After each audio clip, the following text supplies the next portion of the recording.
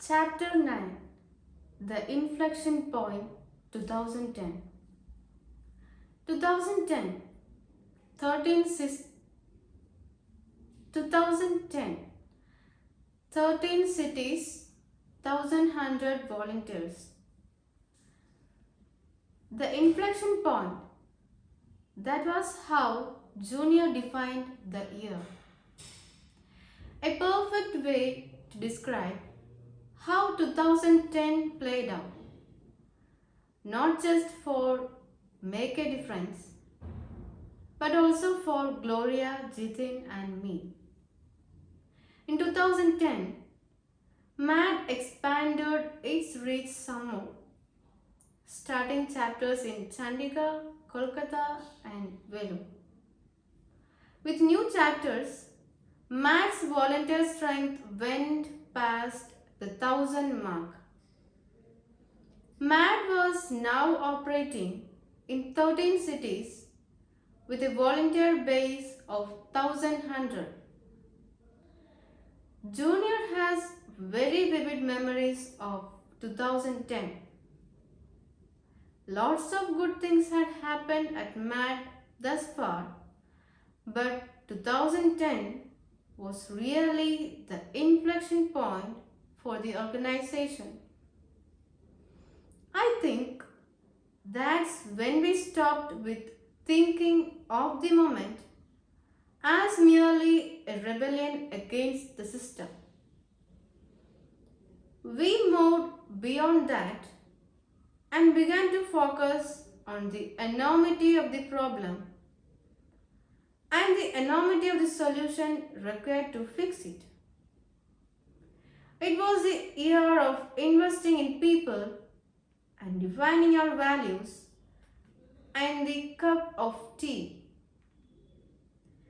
As the organization grew, we realized that standardizing processes was not enough.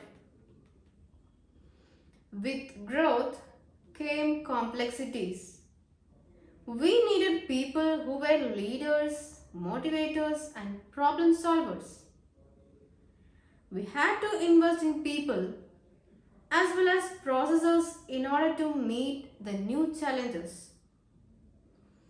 The groundwork for that began with the national conference in 2010, explains Didin. Our English program got a major boost when Cambridge University Press came on board as MAD's knowledge partner.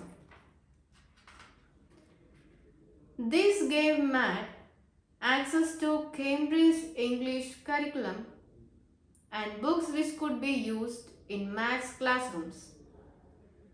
Plus, the author of series, Dr. Andrew Littlejohn, began to train MAD's teacher trainers.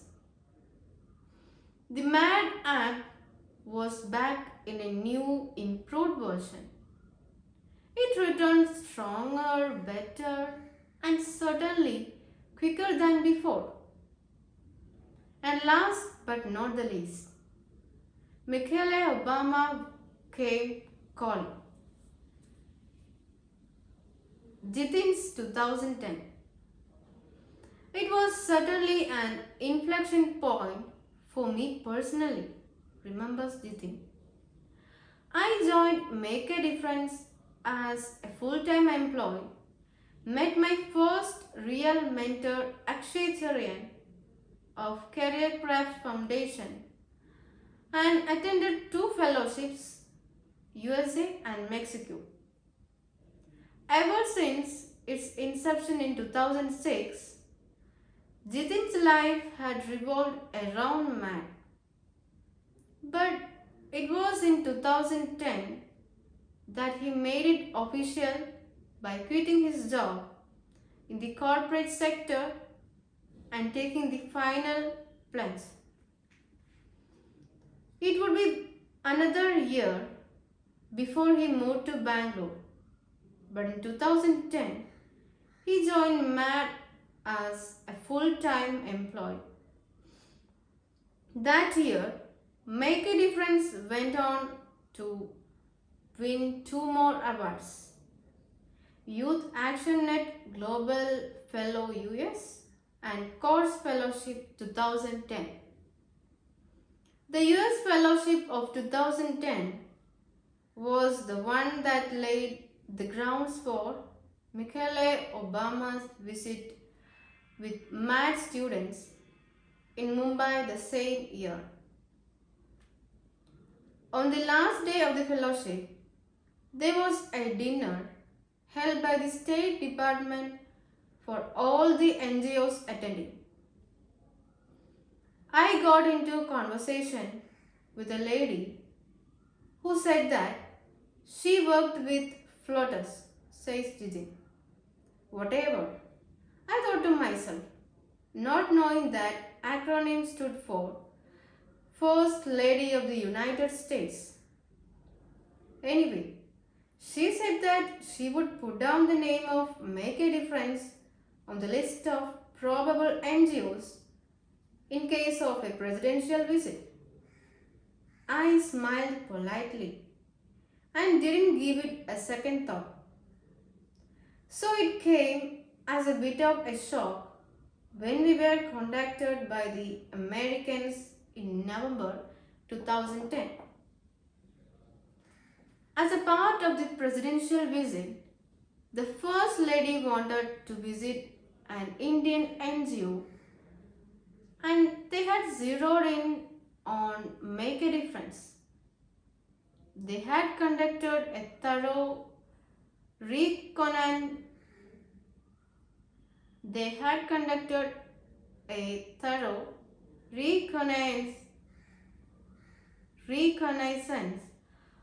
of all the NGOs on their list and decided on MAD because of extremely positive feedback from our students and sender authorities. So in November, when the American president was visiting India, his wife Michelle Obama visited mad children in Mumbai. It was a day to remember for everyone. What I remember most about the event is the day before the actual visit. I spent almost the entire day at the local police station, says Gloria. When we were informed of the Michelle Obama visit, we were giddy with excitement and joy, screaming and jumping up and down like lunatics kind of excitement. Of course, we were thrilled about the visit, but equally touched by the rave reviews from our students. We had exactly 24 hours to rejoice before the downpour. Then the politics of the visit began to rain down upon us, and we didn't know which way to turn. Everyone wanted in on the visit. Within hours of the visit being finalized, the bureaucratic wheels had been set in motion. A prominent Mumbai educational institution wanted its students to be a part of visit. The press was pushing for entry and the police was refusing to give clearance to the mad volunteers for the event. Instead of spending time with the children and preparing them for the visit, we were scrambling to get the official note from the institute and the police. The visit had been scheduled to take place in the institute library, and 24 hours before the visit, the institute officials refused to allow the use of their premises unless the demand was met. Adds Jidin. The day before the visit, the dean of the institute had a meeting with me and told me that he wanted the institute students to be introduced as MAD volunteers. This was to be in lieu of allowing the use of the institute library for the event. Meanwhile, none of the MAD volunteers had been given police clearance as yet. We spent the entire day before the visit being summoned to different government officers and police stations and nothing being finalized. It was nerve-wracking and moral-shattering. Somehow, the American embassy managed to paper things over. We got the clearances and the visit went through as scheduled. But the institute managed to have their little say in how it all turned out. The administrators kept out almost the entire press and made sure that Make a Difference was not mentioned in the press release. We didn't really care. Our children had their share of excitement. They had their pictures in the paper and on TV, and we were happy for them, says Jijin. But it was seriously petty. Watching everyone scramble for their 2 minutes of fame was galling. At the end of the day, it was just an official visit and a fleeting appearance in the local media. It was depressing to see principles being compromised and pitched battles being fought for these crumbs of prestige. Both Jitin and Gloria dismissed the possibility of the episode, leaving any permanent scar on them or the organization. Gloria laughs at the implication. It will take a lot more than that to turn us into cynics. This experience did reiterate the importance of having a strong value system in our organization to help us stay in touch with our soul. Over time, the core principles of Make a Difference could get eroded unless we are able to define our basic, non-negotiable values and hold on to them strongly without compromise. Akshay Charian had already sown the seeds of this thought with his advice on the importance of culture building within organizations. Under his guidance, this thought process culminated in the MAD document of values during the National Conference 2011. The MAD document of values details the MAD culture in an intense but mature, almost clinical manner, and if held up against a piece of sheet, it illustrates the maturing of MAD as an organization. MADS 2010. Junior puts it all in perspective. The tone of the MAD values document is different from our first ones, like piece of sheet, he says. We began with nothing except an idea and the will to fight for it. Then the right people came along at the right time and it became more than just an isolated idea and evolved into something bigger. At the same time, I guess all of us were maturing as people, learning from each other and applying all of that at MAD. Math has always been a vibrant, energetic, and fun place to be. But it is also getting to be a better, more focused organization because along the way we grew up.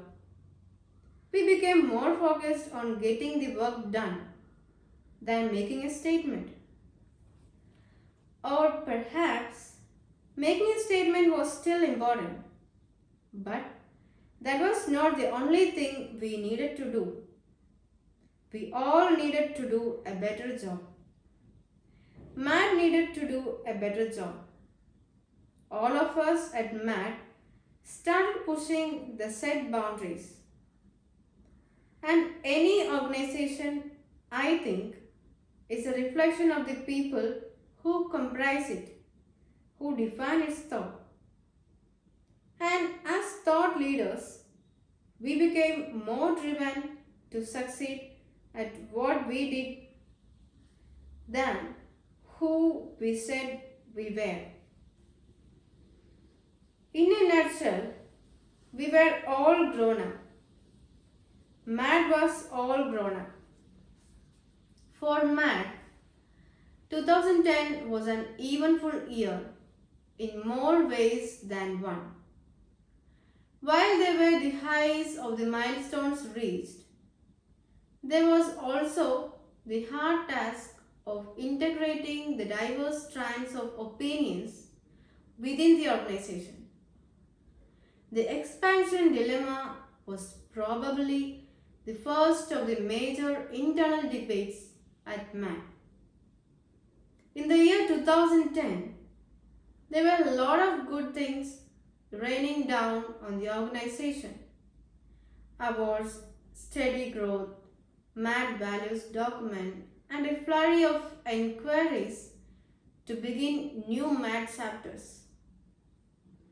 MAC was already operating in 10 cities with 800 volunteers on ground, and the organization was divided on the wisdom of further expansion that year.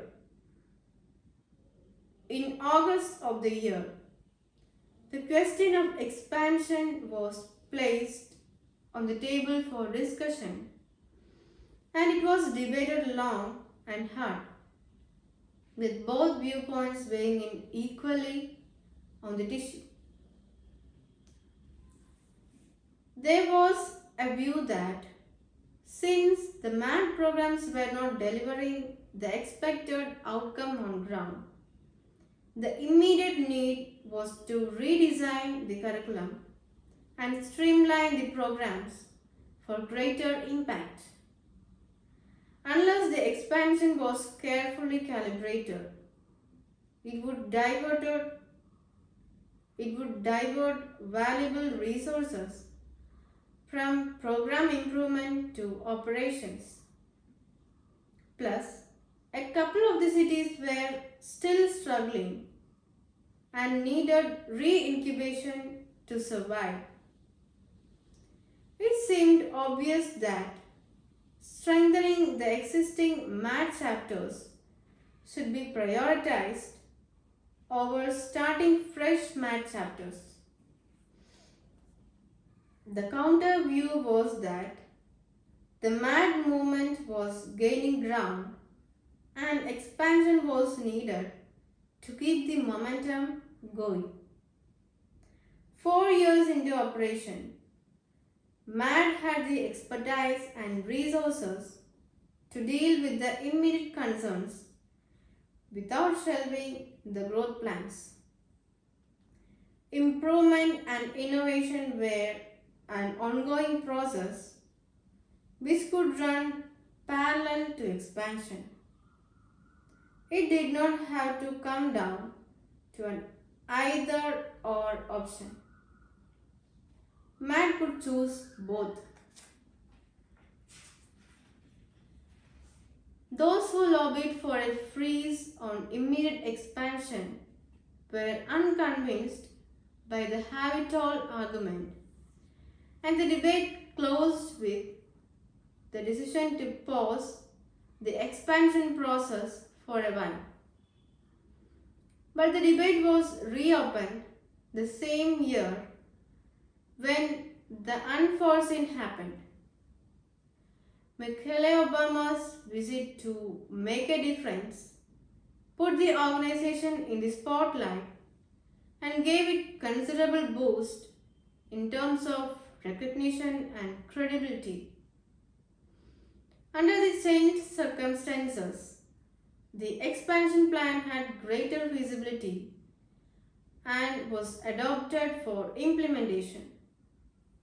Soon after, Samath joined as the MAD Chief Operating Officer. Under his watch, there was a wave of expansion as MAD began implementing its ambitious plans of having MAD operations in 40 cities. It was a hard struggle with many of the unstable cities needing strong national support to stabilize their operations. But eventually, things did fall into place.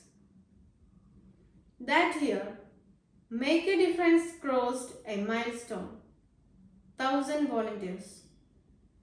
By 2012, Make a Difference was operating in 23 cities with 2,000 plus volunteers. This was down from the original projection of 40 cities, but it was still plenty in terms of numbers and pace. Whether MAD could have made a greater impact if it had built on its strengths before expanding is open to debate. But it did manage to pass unscathed through its first major internal dissertation, a triumph in itself. Indeed, MAD was all grown up. May 2010. Each person encounters a moment of enlightenment. That instant when something finally clicks and everything makes sense. This could well be my 2-minute conversation with Raza at Sneha's children's home.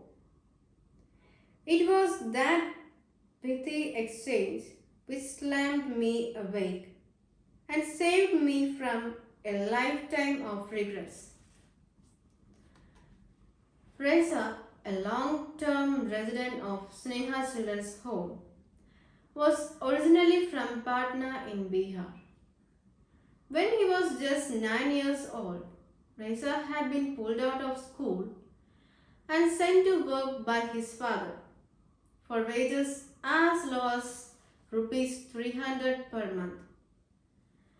Facing abuse at home and at work, Reza could see only one way to get away from the daily nightmare, and he took it.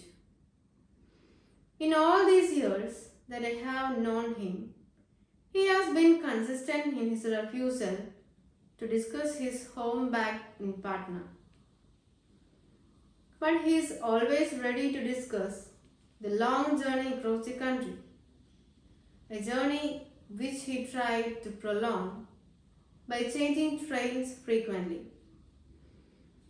Finally, after he had changed trains for the 9th time, he was apprehended by Ernakulam Railway Police and brought to Sneha's children's home. His longing for home and mother is offset by his fear of being forced back into labor on his return. But he cushions himself with dreams for the future. After I finish studying, I will go to Singapore, he told me one day. Why Singapore? Because in Singapore it is easy to get jobs and to earn lots of money quickly. Then I will get married have my own house, and stay with my family. I smiled indulgently. And then, and then he looked at me incredulously. And then nothing. I will live like that forever. It was my turn to be stunned. A house and a family. That was my life. I was living Reza's dream life. Actually, I was living more than his dream life. I stared at him bug-eyed, my heart pounding wildly till at last Reza got tired of waiting for me to respond and walked away. Everything seemed brighter, lighter, and I wondered, is this what smoking marijuana feels like? It was as if someone had turned on the light, as if I was watching my reflection in the mirror for the first time. I really don't remember how I got home. I remember little of what happened in those next few days, except for Reza's words constantly ringing in my ear. I walked around in a trance and often sat in silence. When I looked around myself, at my house, my school, and my life, it was like an out of body experience. I was watching my life with a sense of detachment that made it feel like I was watching someone else. At night, I walked from room to room, staring at sleeping figures of my husband and children. I was awakening to the full meaning of the phrase, count your blessings.